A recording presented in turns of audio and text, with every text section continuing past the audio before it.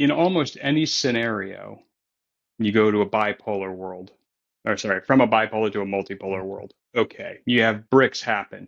We have to satisfy debt. We have some version of that is the dollar has less power, right? Even if you go like, as I put it, it's not a $5 to $7 trillion American economy. It's really a dollar economy, which is like 75 trillion. We can borrow like any version of this. The dollar has less relative power than it did 2 years ago, 4 years ago, and 10 years ago. In which case, we do end up with things like I want real world assets to back my currency that I trade and move around and buy stuff with. Like just period. It's not gems, it's going to be something else that has roughly the same mechanics and the same backing and the same idea. So, again, from an Everest point of view, like we're doubling down on this. Like this is like we got a handful of these coming, and we like that macro play.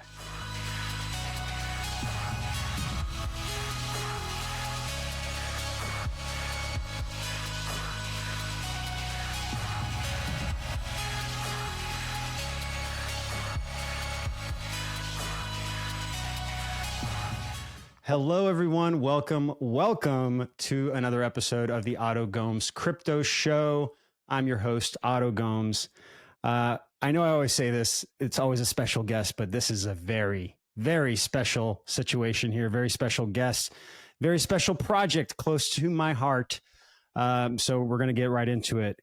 His name is Bob Reid. He is the co-founder of Everest.org. With over 20 years of experience in the digital landscape, Bob has a keen understanding of the challenges and opportunities in the crypto and blockchain space.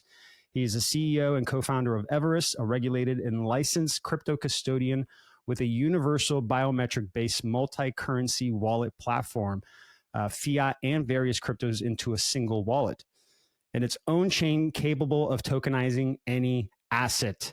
And one of his newest real-world asset tokenization projects is $GEMS, GEMS, with the VIAARPE Limitless mining company. I'm so excited to talk about this project. How are you today, Bob? Thank you so much for joining me and sharing your time and your energy with me. Thank you for having me. I'm doing great today. I say it's July, and as you'll notice as we get a little bit into me, like my life bounces between, Malta, Europe, and California, and so I don't complain. It's Don't nice. complain, Malta. Yeah, who can't complain when they're in Malta? That's awesome. So what I want to take this opportunity here in the beginning is more to get to know you and to get to know your journey to this point with Everest first, and just talk a little bit about the platform and what was your moment in everything happening in this reality that was like, oh, I need to create this platform that's going to do X, Y, Z. So tell me about your journey. Sure. I'll connect a couple of dots for you. So pretty simple. Born, raised Silicon Valley, loving parents, sent me to good schools. Okay. All the way through until I made it to BitTorrent, where I was general manager from 2011 to 14, and we all looked around with peer-to-peer, biggest network in the world. I think we were moving like 10% of the entire internet at the time, and we actually pitched to the board, Silicon Valley VCs, that we should actually incentivize this behavior with Bitcoin. And they thought that was just absolutely stupid and crazy and wrong. And you can almost trace from like 2013, 14 of like Simon to Consensus, Bram did Chia, Brad. So like we all sort of like looked at each other and said, like, this thing's going to happen. And that led me to dabble for, look for like, what's the next cool thing? Because I'm pretty sure the whole world ends up on blockchain with crypto incentives. And the more I kept pulling the thread of like, what application, what feature, what infrastructure, everything came back to identity. Right? Like that is like, how do you actually do real human and unique identity? Right? Like, and actually give the user control. And so we started in 2018 with a human unique identity attached to a wallet with our own chain that could also talk to Ethereum. And we spent our first couple of years actually working with governments and nonprofits, NGOs. And it truly was, I'll connect all the dots for you. It's, you notice I have the ex-president of Estonia on my board who pointed out to me, I just got lucky. He was teaching at Stanford at the time. He was like, you understand, like e-government, Estonia started with KYC. KYC required digital identity. It had to be unique identity. It's like as soon as we solve the problem for the banks, well, then everything else rides on top of it. I can do, here's education, here's health, here's all the other applications in society. And so we started with like, let's go ahead and do identity into the villages, no device required, program money and to deliver it to people's faces. And literally, we had this 2019 now, people showing up with shirt on their back. A bank agent would scan their face, they'd put in their PIN, and they would get their energy subsidy. Right. And so we sort of had our end-to-end loop of how do you take this idea of unique human identity with a wallet, with programmable money, pull it all together. And what we found, I mean, I'll be quiet for after this minor, soapbox, speech here. We found governments and nonprofits and similar really like their centralized databases. They did not want to give up control. And so, as much as we were like, that user in the village now has effectively a bank account. They can share the data they want to share with whomever they want, depending on the service they want. The governments were like, yeah, no, like we need to know that who that user is and control that identity. It was like, okay. So from there, we started pivoting into more crypto, which paused after this one. By 2021, out of the 400 companies that showed up in Malta for Blockchain Island back then, 10 of us got the crypto custodian license. And so we had our own license. We could actually start, if you'll, getting into more of the financial sector. That's been the story arc, if you will. I appreciate that, man. That was really in depth. One question that did come up when you were talking about that, just so I can get more clarity. But what is Everest doing to protect that data? Like, well, how is it Oh, really protected good. in the protocol? We literally had to take Everest, European for-profit managed corporation, license the technology to a nonprofit outside of the EU, but actually going beyond GDPR controls, and literally just say, here's free biometric identity and data and a wallet for the user. And the only way to get into that data store is literally the user's live biometrics. And then on top of that, with identity, going to like the 10 principles of identity for SDGs, like you have to have recourse. And so we put basically a who's who of nonprofit 60-year-old sage gurus who hold some keys. Everest holds a couple of the keys, and nobody can actually open the data storage without everyone coming together. In blockchain world, it is similar to ENS's governance. The nonprofit DAO, you need all the keys to come together if somebody's base gets blown off and they can't get access. If not, like, actually, I had this tested, like the gunpoint part, I wasn't put at gunpoint, but like I got the call of like, you got to open these data stores. Couldn't, I didn't have the keys. Mm-hmm. So that's how we protect it. It's biometrics plus Is it PIN because of the way you governance. structured it? Is it also sort of politically neutral? Because like, what if, let's say something happens with one of the users, they find out that they have a wallet with Everest. Can the government come in with, pressure, U.S. government, whichever government, can they come in with pressure to make that happen? Even if like they put all the pressure on the company, is that still something you could possibly do? Everest doesn't have the keys to open anything. Gotcha. Yeah. Right. By the way, the nonprofit doesn't have the keys to open anything. And these non-Americans and some Americans and the scatter, like it, they'd have a better chance of opening almost anything else. Yeah, yeah, yeah.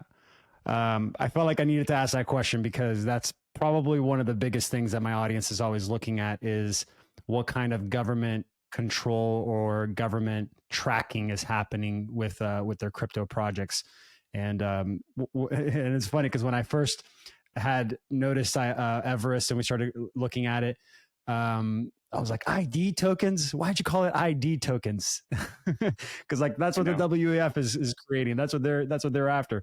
But it looks like you've been ahead of the curve when it comes to thinking about all the layers and how to protect that information. So that's really good to know. I'm Yeah, loving it.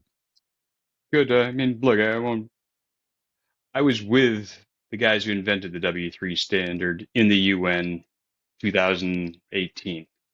Mm-hmm. And I literally just did a whiteboard. I was like, okay, you're pulling in a credential from the bank, and then you're pulling in a credential from the school, and then you're pulling in a credential from the hospital, and you want to call this self-sovereignty? Sovereignty means something. Sovereignty means you're the ultimate control, and that bank can literally go, we don't want to give you credentials anymore. Here's your checking balance, but from 6 months ago. It's not real time. Oh, we're going to update. Like, please, guys, stop it. Right? It's a joke. And to be somewhat blunt about it, in finance, you can also launder money with that, like W3C standard. So, like, I love the idea and the intent. It's just on a technical protocol level, it's not good enough. That's a great answer. I really just wanted to know more about the platform and how it's built and how it's layered for the projects that you're creating. Because now I want to talk a little bit about this newest project. This is the $ Gems. It's in partnership with VIAARPE, Limitless mining company. And it's one of the first, honestly, I think the first project that I've seen that is truly tokenizing real world asset and giving access to that ownership, right? To the actual physical hard asset, right? That we call real money. That's the real money right Yeah, there. You know, it's the yeah. commodities you take from the ground. Um, so tell me if you can just layer out a little bit of the tokenomics and how the math works so that as a day trader, as a speculator, you know, what kind of metrics am I supposed to be looking at to determine if it's a good one or a bad one? So go through the tokenomics, please. So I can't comment on speculation or speculators, but I can tell you what the utility is of the token, and everything that happens is just sort of basic information. So start with the beginning of VRP. Limitless has, gosh, at this point, about 11 mines. They own 30% of a publicly traded mining company. Also, they own several $billion of assets. Really sizable corporation, and they really got tired of looking at. So I put like $5,000 emerald in my hand. By the time they got to sell it to a trader who sells it to a wholesaler who sells it to a dealer who sells it then to a retailer, and it's $6,000 there, and everyone's offering the mining company $200, and they just said no mas, and they realized blockchain and crypto lets users go well, direct to the source, and so on a functional level, you can buy gems tokens. You can redeem them for cut my emerald or alexandrites. You can have it polished. You can buy the gem itself. You can do a tour, etc. And they are so sure that consumers will show up and spend these gems tokens that they're willing to back it with a refund policy. And that refund policy, so they're literally like, if you don't spend your gems in the next 3 years, we'll give you 4 times your money back, right? And to say sizable multi-billion-dollar super corporation, in addition to simply going, it's our word and here's our assets, they moved $644 million worth of emeralds into my custody as a in case we get wiped out, by some act of God, like you're holding something that can make sure everybody's whole. Yeah. Um, yeah. So tokens minted on Ethereum. It will actually be on a couple of other chains, and it will be a sale to start with, and then it will actually also hit. I imagine there will be dexes that have liquidity pools for it too. Okay, that's amazing. Let's go a little bit into some of those layers that you just mentioned. So you talked about this refund process. From what I understand, it's if you don't sell the tokens within 36 months, you can have it bought back at 4x, right? 4 times the amount of the dollar. So essentially for $4. So first question is, who is making the buyback? Is it Everest? Is it VIAARPE? Is it a protocol? Who exactly is making the buyback? VIAARPE Limitless. So they are making the buyback. Okay. Correct. Is it also available? Let's say it goes into a DEX, right? And it starts trading and it's trading at somewhere below $4. If I buy those tokens and hold on to it, can I also use those tokens or do they have to come from the launch purchase? Yes, if you buy a GEMS token 2 days before that 3 years is up and you're holding it, you can redeem it for that. You can redeem Wow. it for the $4. So it does include the circulating supplies. It doesn't have to come from the purchase itself. It can come from any time you purchase it before the event. Okay. Correct. Correct.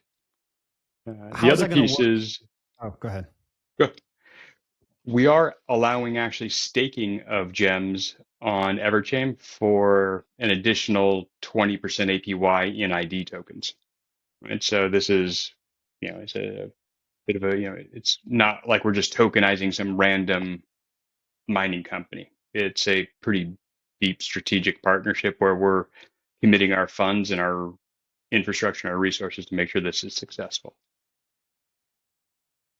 Um, yeah, that's for sure. Having that much of a cushion, I can see the speculative market just exploding. If you're saying that you're selling 20 million tokens, right? So you have a 20 million that are going to be available to the public, 1 million for marketing.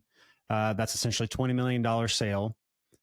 4 years or the 3 years is 4x. So that takes it to 80 million. And there's still, what is that? $560 million of cushion, all right, of potential Yep. valuation that can be built into the value of the token itself. Yeah. Yeah, I can see that being a really good Understood. opportunity. I said Yeah, it and right. the staking of the ID token is going to be, from basically the beginning of the sale. So if the price of the ID goes up, well, that 20% is probably going to be more like 80%, right? Like depends on how high the price of the ID goes up. But like we're saying 20% because that's the one we're pegging on day one. So tell me a little bit about that right there, the staking. So if I buy the gems on your platform and I stake it, so lock it into your smart contract, I'm getting paid in ID tokens, Correct. and it's based on the amount of gem tokens I have, or the dollar amount of the gem tokens I have. Same thing because is one gems is $1. Yeah. Good point. Here's another question. If I were Yeah. to purchase some of the gems on a decentralized exchange, can I bring those to your platform and stake? And so, like, Yes. what if I buy it for like $1.40? Will it still be pegged at $1 on your platform? You know, I take it back. You're right. Like that would then be it'd be the value coming in. Yeah. So, but how about this? We're not looking at Dexes for price oracle. We literally pegged it at $1. So if somebody bought it for $1.40, we wouldn't know that. To be fair, like we're not looking at So that's a good that as question. a So that's to yeah, be aware very of good that. question. Like I'd think about like, oh yeah, if somebody buys it at $3.80, Yeah. And then they come we to the don't know. platform and it's like, sorry, you're only going to get it. You're only going to get the 20% AP. It's APY, right? It's not, is it Correct. compounding? Yeah. So Yeah. APY for the dollar. So be clear of Correct. that. Everyone that's watching, just be very, bring clarity to yourself that that's going to be the case. Okay, good. That's good clarity. What is the risk for the investment for people that are, looking towards just the Forex? Um, is it because VIAARPE is, a trusted party that is willing to buy it back because they're speculating that it will go up in value, the token itself, or is there any risk at all when it comes to that? Um, Investment speculation, all that stuff. Like, I have no idea if they're thinking about that at all. Like, that would clearly, like, again, like, I'm licensed, regulated, been doing this for a long time. I don't touch any of that language with a 10-foot pole. What I can tell you is, like, it is a utility token. Multiple different European and US lawyers are like, yep, that's good. The risk that they will not have the ability to refund in case people don't spend it. Again, like, from their perspective, I'll go ahead and not use almost all miners' perspectives. The cost of capital and what that supply chain does to miners is 4x is what they're getting anyway, right? That is almost in a way like, um, if the stone is worth $5,000 retail, miners are really only going to get paid $200 or something, $300 for a stone, because it goes 1,000%, 1,000%, 1,000%. Like, and so they sit around and just go like, well, we think that enough consumers will come buy directly from us. If they don't, we clearly have enough resources to pay back, right? And we've doubled down on that payback collateral. And just to layer on, if I give you a broader context, this is the first of many. Like, you go Mhm. back to your original point of, think of a almost a payment token based on gold, copper, emeralds, etc. Hard things where you can go like, here's a billion or 5 billion liquid assets that are hard but not dollars or fiat currency, and we're going to issue a token based off of that. And the levels of liquidity will be based on the liquid assets that they hold. Um, this is their trial, so they're Yeah. not worried about the 80 million. They're like, let's test this, and then if it really works, like, it can multiply it by 10, 100. Yeah, yeah. Yeah, Like you mentioned, they have 11 mines around the world and so many different types of assets. So this is really just the first layer, right? yeah, So in a way, we're betting on the size and sustainability of this company and how long they've been around and their reputation and the fact that yeah. they got enough money to make it work. Yeah. So in a And the way, fact there. that I'm holding 640 some $1 million of Right. emeralds in case, like, okay, like, they're walking the walk on this. And the thing I can tell you is, I went through this whole process. They're not alone. Like, we've got a handful of other mines that are just lined up and going like, yeah, the economics on this make a ton of sense to us. Mm-hmm. They're all tired of not getting direct to consumer. They're tired of their cost of capital. They're tired of all this stuff, and they're like looking at it. It's almost like a newspaper looking at the internet, going like, I want that. And I'm like, uh, anyway, That's a great analogy. That's literally what's happening. I believe it yeah, too. like, disappear time, space, and cost on information. Well, there's the internet. You do that with finance, and now we're starting to see the beginnings of it. Right? Yeah, it definitely RWAs has been a huge topic of conversation in the last, I'd say at least the last couple of years, heavily last year, and then I've noticed at the Yeah, beginning of this year a ton of projects starting to build around that RWAs. They're shifting towards that narrative for sure. They're using a lot of the buzzwords, but yeah, this is really the first project that I'm like, oh, this is not only is the tokenomics simple, but it is a direct to asset connection. Like there's no right. fluff in between the utility. Yeah. So I had a similar observation of there's a lot of buzzword getting floated around, and turns out 90% of everyone's tokenizing a T-bill. Like, Yeah. okay, like, sure, maybe. Other people are tokenizing the metaverse. Like, that's still not real world. Like, Low hanging fruit. um, yeah, it's like, they'll go get a community spun up to go buy something. It's like, no, you like, be real. Like, Yep. anyway. What's your projection of, because I feel like a brand new industry was created overnight with RWAs, where now you can push together the valuation of, I want to say literally everything in this reality: real Yeah. estate, debt, private equity. I mean, so many layers that you can add to this: commodities, oil, all this stuff. What would you say is the projection of this industry for RWAs in the next, let's say, 5 to 10 years? Uh, the research report that makes the most sense to me that I've read so far is the BCG, Boston Consulting Group, that forecasted the 24 trillion. The vast majority of that are financial instruments. Mm-hmm. Um, some bunch of it's property, which I think is pretty easy use case to imagine. Um, the mining one was interesting to us, and I'll tell you why. It's think of each one of those RWAs as different verticals, and they all have different nuances and dynamics depending on how the market goes, right? Yeah, real estate's always going to be some, here's access use and things like that. And what do you do with, who owns the title? Is it a DAO that then have like, it's different than here's a gold mine, right?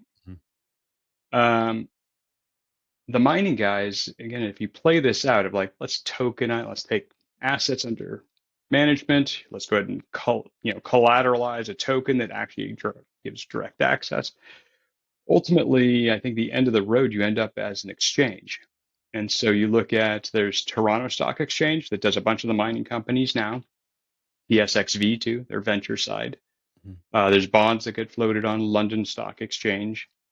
But those are all, I mean, if you like, okay, how many mining stocks have you bought on the Toronto Stock Exchange? Like, well, almost like you and I probably don't, right? The Filipinos don't, the Germans don't, the Brazilians don't, like, because it's really for pensioners in Canada. But if you had a gold mine that was simply just generating cash and promising good refunds, and you'll end up with here's a global access to the whole world for mining companies that have proper assets, good standardized, accounting. You can prove that everything's there and real, et cetera. And that gives competition to the established exchanges. And I think that's going to be an interesting one that plays out over the next couple of years. I think it's important to just be aware of all that and take that all into account, because right now the conversation changing and things shifting to RWAs. If we can see the direction that things are moving in the real world, we can prepare for that, strategize. Especially in the Yeah. crypto space. I had one question come in when you were talking. Is there a process? Because one thing that my audience is very aware of and that I teach in my academy is to really look at the economics of the specific project, the tokenomics, as we like to call it, Yeah. because most people, they come into the markets with speculation and not really looking at the utility, like how to use these systems. And they focus on the dollar value, like the price of the thing that they're getting themselves into. But from my research, the inflation rate for the dollar is getting exponentially faster.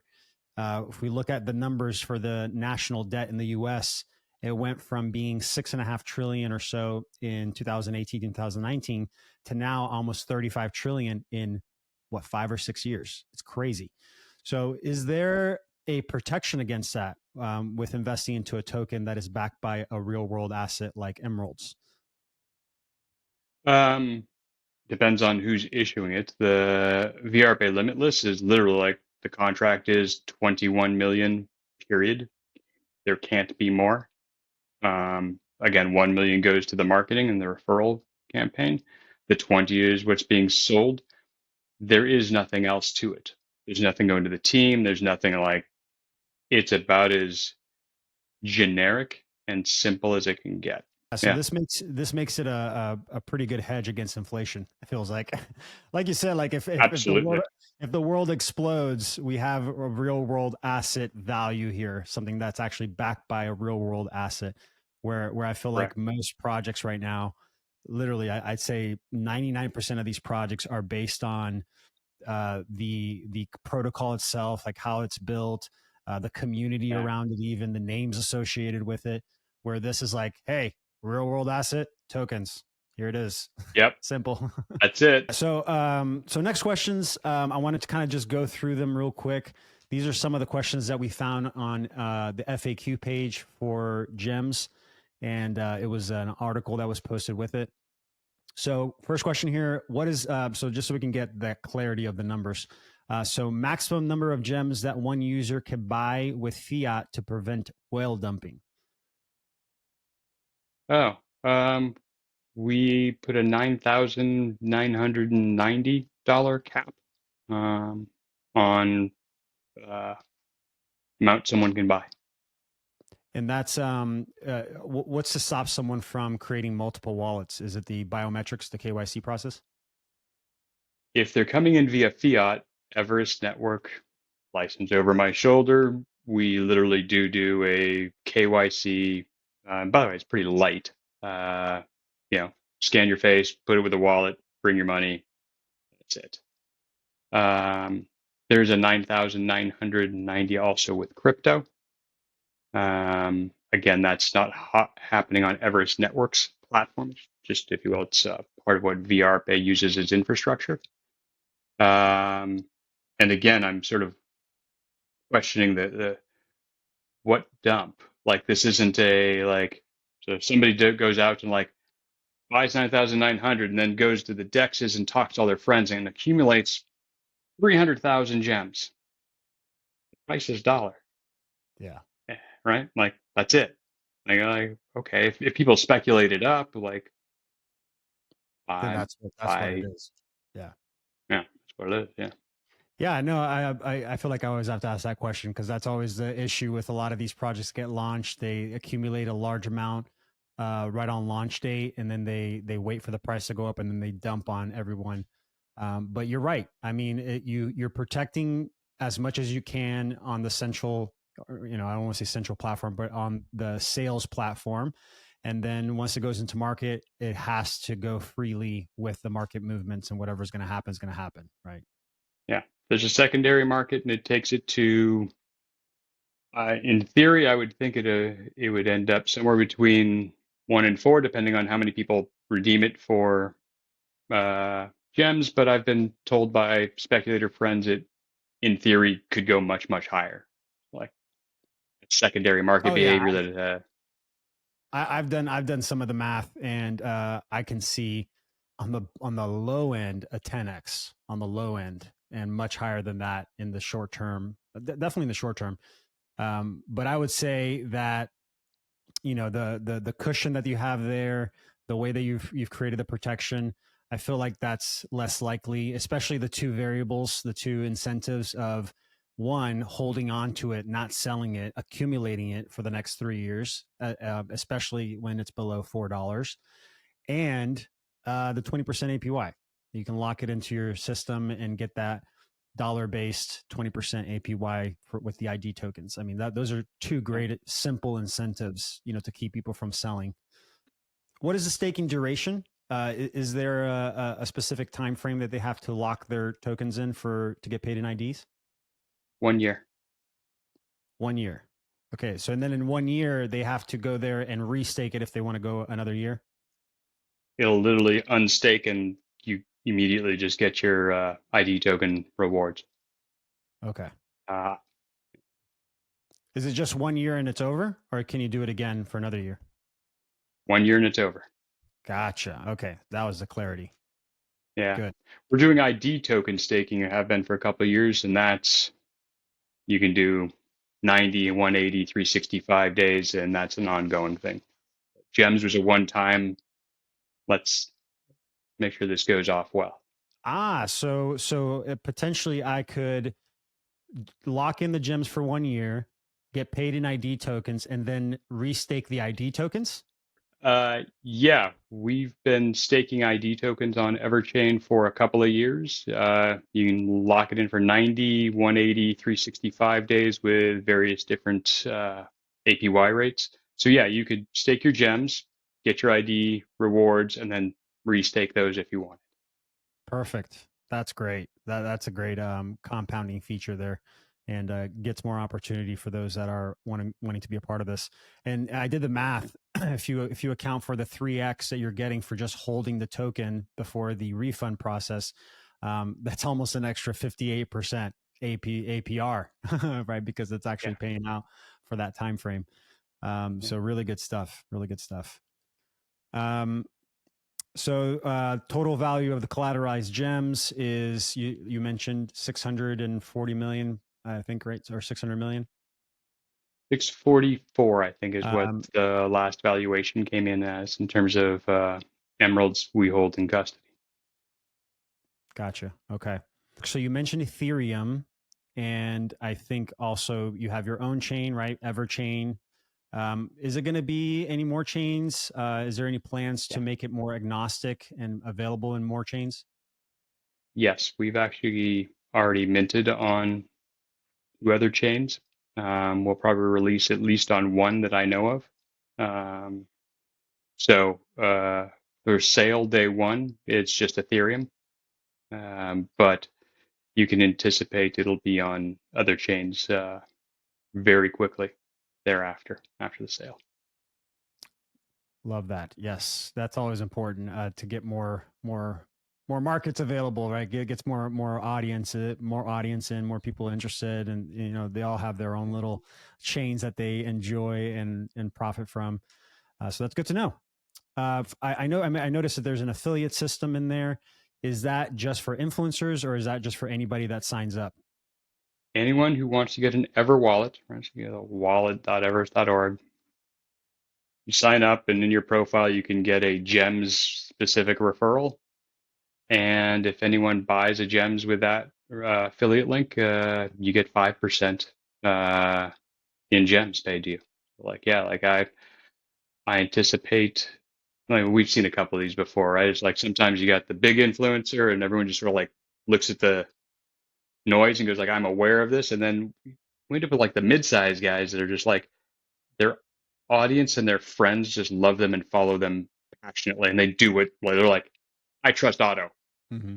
I'm going with Otto," and like that's where we usually see the bulk of these things go. Yeah, that makes sense. That makes sense. Yeah, it's there. But it's cool that you're getting 5%, and that's coming from the million that was separated for marketing. I'm assuming. Gotcha. Correct. Yes.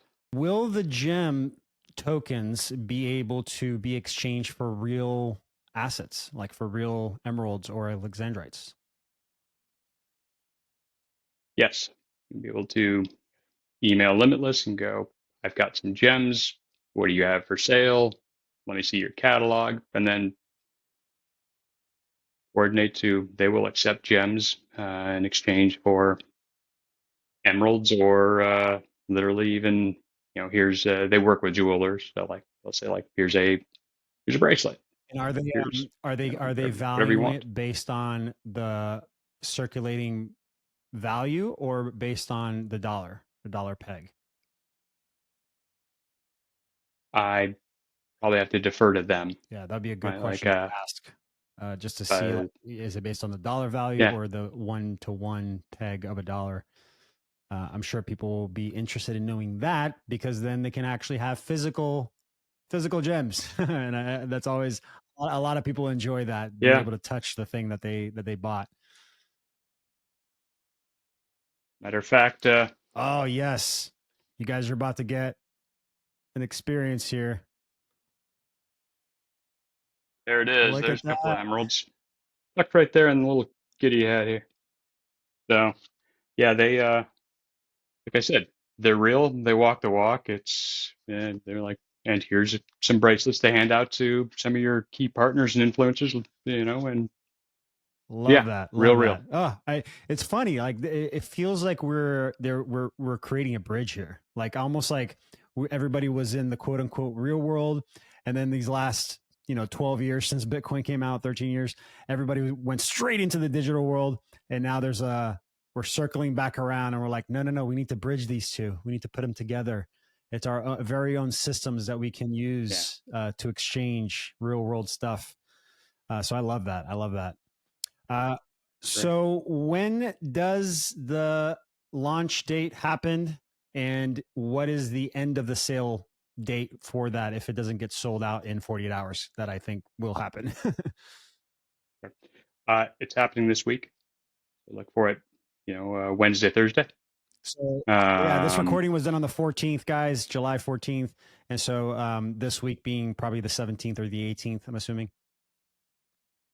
yep, that's it. It'll go, I think we've got it programmatically set to go as long as November, December.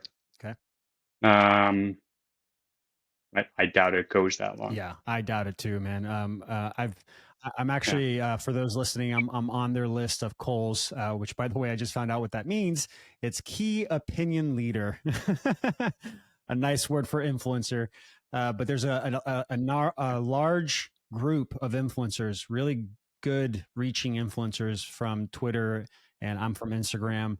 And I really see this having a very successful launch in the next couple of days here when it does happen.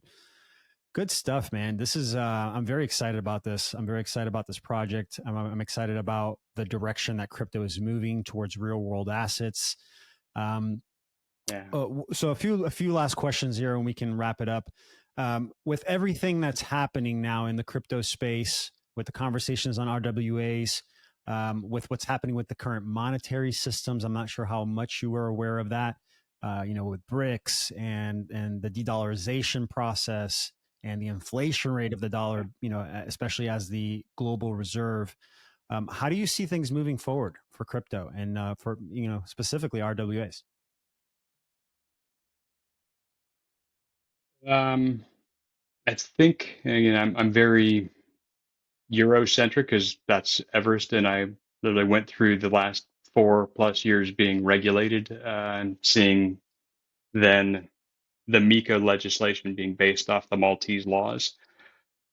My perspective on crypto generally is it is all getting legitimized. It's being regulated. If you look at what the Europeans did, well, the Japanese are following that. The Singaporeans are following that. All the Hong Kong, it's all, and the sets of regulations are just like the payments regulations. They're just like the stocks that are just like the banks. The Americans, the Swiss, the Singaporeans, the Japanese, they all have like a 98% overlap on the same ideas on what to do with value, right? And the laws that go along with it. So I think like this was a debatable subject 2 years ago, like, oh, will we be able to do anonymous forever crypto, anarchist stuff? Like, no, like it's going to get closed down to the point of it'll become it'll become normal. It'll just become easier. But you won't be able to be anonymous forever, Mm. just like you can't with lots of other stuff. So I think that's a foregone conclusion. I think the Americans will either be quicker to catch up with that uh, after the election, or they'll catch up slower after the election, depending on who wins. But the Americans will catch up. They can't let this market this size get too far away from them. Where there's money, Um, it's like a magnet. exactly. So like, let's just BlackRock. Like, like, I think we're all done here. Like, BlackRock did it. Like, okay, this is mass market with Wall Street bought in. This happens, and it's going to be regulated. Like, that's the deal. Yeah, no, I agree 100%. It's definitely Yeah. something that everyone is moving towards. And I feel like, because I've been in the crypto space since 2012, and I think I feel like I've lived through the grieving process with the governments where Yeah. they're Yeah. like, no, it doesn't exist, denial. And then there was anger and kind of trying to Yeah. suppress and fighting it.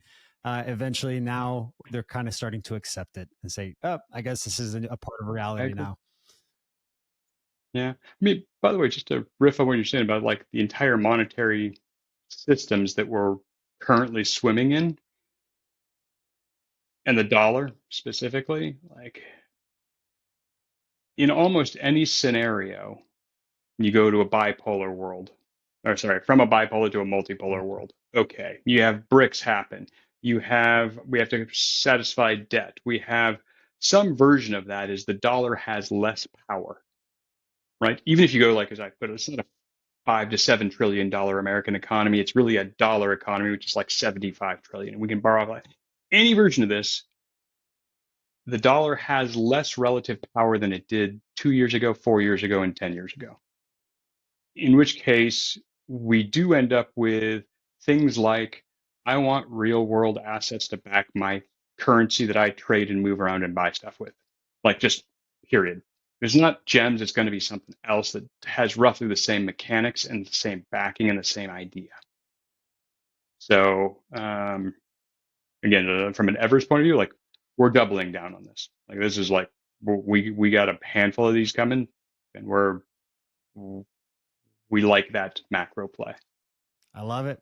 I love it. I'm in full agreement with everything you just said. I've seen the writing on Cool. the wall when it comes to the dollar and its reserve status on a global level. Like it's definitely lost a ton of that respect. And Yeah. also the U.S. has lost a lot of respect for everything that's been happening. Especially here Yeah. with the election that's happening this year. There's so much chaos and confusion happening. Yeah. Last few questions here, and this came in when you were talking. What is your purview of the current market? I know you don't like to touch speculation with a 10-foot pole, but this is your opinion on Bitcoin market. Do you see there being, because of everything that is happening on a global level, do you see there being a sort of black swan event when it comes to markets? And can we maybe expect a pullback even in the short term before we go to the moon? I think we have seen the pullback. Like, actually, like I wrote a like Q1 newsletter in March, and I was just rereading it. It was like, oh, Bitcoin's at 70 or 65 at the time, right? Ethereum was 34 to 3,700, something like that. Um, a lot of it was driven by ETFs instead of on-chain activity.